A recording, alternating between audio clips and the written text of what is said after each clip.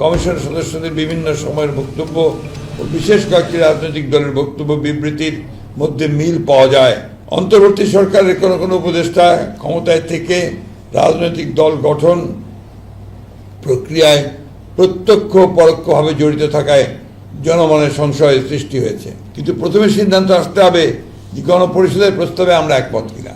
সংস্কারের উদ্দেশ্য হল জনগণের জীবনমানের উন্নয়ন, জনসাধারণ জীবন ও সম্পদের নিরাপত্তা বিধান এবং জবাবদিহিতা ও আইনের শাসনের নিশ্চয়তা বিধান করা, সর্বোপরি দেশের স্বাধীনতা সার্বভৌমত্বকে সুরক্ষিত করা। সংস্কার আগে নির্বাচন পরে কিংবা নির্বাচন আগে সংস্কার পরে এই ধরনের অনাবশ্যক বিতর্কের কোনো অবকাশ নেই। যেহেতু সংস্কার কি চলমান প্রক্রিয়া, সংস্কার ও নির্বাচন প্রক্রিয়া দুটোই একসাথে চলতে পারে। রাজনৈতিক দলগুলোর ঐক্যমতের ভিত্তিতে একটি চার্টার অফ রিফর্মস সংস্কার সনদ তৈরি হতেই পারে। নির্বাচিত সরকার পরবর্তীতে যা বাস্তবায়ন করবে। এমত অবস্থায় এখন অন্তর্বর্তী সরকারের মূলত করণীয় হচ্ছে একটি সুষ্ঠু, অবাধ ও গ্রহণযোগ্য নির্বাচন অনুষ্ঠানের লক্ষ্যে ঐক্যমতের ভিত্তিতে প্রয়োজনীয় সংস্কার শেষে দ্রুত একটি অবাধ ও নিরপেক্ষ জাতীয় নির্বাচন অনুষ্ঠানের আয়োজন করা এবং নির্বাচিত সরকারের নিকট দায়িত্ব হস্তান্তর করা।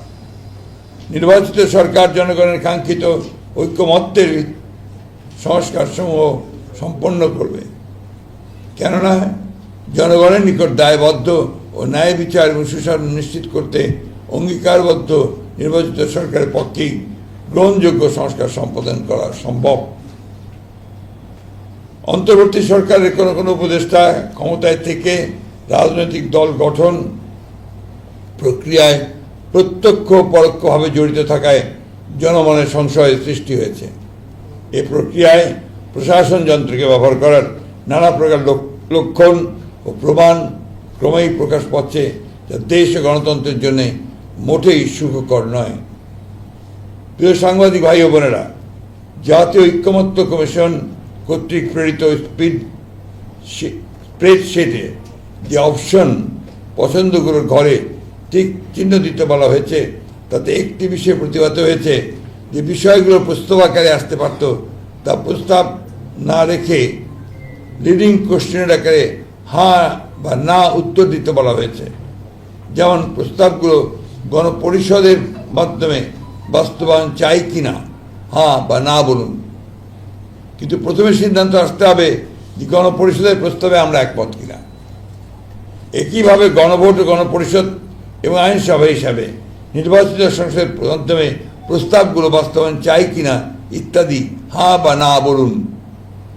সংবিধানের প্রস্তাবনার প্রিয়াম্বল মতো অতি গুরুত্বপূর্ণ বিষয় সংস্কার কমিশনের সুপারিশে থাকলেও তাই স্প্রেডশিটে উল্লেখ করা হয়নি। স্প্রেডশিটে 70টির মতো প্রস্তাব উল্লেখ করা হলেও মূল প্রতিবেদনে সুপারিশের সংখ্যা প্রায় 123টির মতো। একইভাবে নির্বাচন ব্যবস্থা সংস্কার কমিশনের মূল প্রতিবেদনের 150টির মতো সুপারিশ তুলে ধরা হলেও স্প্রেডশিটে মাত্র 27টি বিষয় উল্লেখ করা হয়েছে, তার মধ্যে অধিকাংশই সংবিধান সংস্কারের সাথে সংশ্লিষ্ট। তাই আমরা মনে করছি স্প্রেডশিটের সাথে মূল সুপারিশমালার উপর আমাদের মতামত সংযুক্ত করে দিলে বিভ্রান্তি এড়ানো যাবে। জাতীয় ঐক্যমত্য কমিশনের স্প্রেডশিটের অবস্থা এবং কমিশন সদস্যদের বিভিন্ন সময়ের বক্তব্য ও বিশেষ কয়েকটি রাজনৈতিক দলের বক্তব্য বিবৃতির মধ্যে মিল পাওয়া যায়, যাতে জনমনে প্রশ্নের জন্ম দিতে পারে যে সকল বিষয়গুলো যেন একটি পূর্ব নির্ধারিত কর্ম পরিকল্পনার অংশ, যা গণতন্ত্রের স্বার্থের পক্ষে কিনা সেটা বলা মুশকিল। সুপারিশমালাসমূহ পর্যালোচনায় প্রতীয়মান হয় যেহেতু ভবিষ্যতে অনির্বাচিত ব্যক্তিদের রাষ্ট্রীয় দায়িত্বে নিয়োগের অযৌক্তিক প্রচেষ্টা রয়েছে, যা অনভিপ্রেত। প্রিয় সাংবাদিক ভাই ও বোনেরা, সুপারিশমালায় সাংবিধানিক কমিশন সহ এনসিসি নতুন বিভিন্ন কমিশনের প্রস্তাব করা হয়েছে। এই সমস্ত কমিশনের এখতিয়ার কর্মকাণ্ডের যে বর্ণনা দেওয়া হয়েছে তাতে মনে করার যথেষ্ট কারণ রয়েছে যে আইন বিভাগ ও নির্বাহী বিভাগকে যথাসম্ভব আন্ডারমাইন করা এবং ক্ষমতাহীন করাই উদ্দেশ্য যার ফলশ্রুতিতে একটি দুর্বল ও প্রায় অকার্যকর সরকার ব্যবস্থা প্রতিষ্ঠিত হবে। রাষ্ট্রের গণতান্ত্রিক চরিত্র জনগণের মালিকানার প্রতিফলন হয় নির্বাচিত সংসদ এবং জনপ্রতিনিধিদের মাধ্যমে, কিন্তু সংবিধান ও নির্বাচন ব্যবস্থা সংস্কার কমিশনের সুপারিশসমূহ পর্যালোচনা করলে প্রতীয়মান হয় যে রাজনীতিবিদরা অপাঙ্ক্তেয় এবং নির্বাচিত লোকদেরই দেশ পরিচালনার সুযোগ সৃষ্টি করাই শ্রেয়। জনগণের গণতান্ত্রিক ঐতিহ্য, কৃষ্টি এবং সংস্কৃতি, ধর্মবোধ এই বিষয়গুলোকে গুরুত্ব দিয়েই বিভিন্ন সংস্কার ও সাংবিধানিক সংশোধনী প্রণীত হওয়া বাঞ্ছনীয়। ফ্যাসিবাদ বিরোধী জাতীয় ঐক্যকে সমুন্নত রেখে দীর্ঘ প্রায় 16 বছরের ফ্যাসিবাদ বিরোধী গণতান্ত্রিক আন্দোলন ও জুলাই গণ অভ্যুত্থানের শহীদদের স্বপ্ন ও আকাঙ্ক্ষা অনুযায়ী একটি বৈষম্যহীন রাষ্ট্র ও সমাজ ব্যবস্থা প্রতিষ্ঠা করাই বর্তমান সময়ের সর্বোচ্চ অগ্রাধিকার।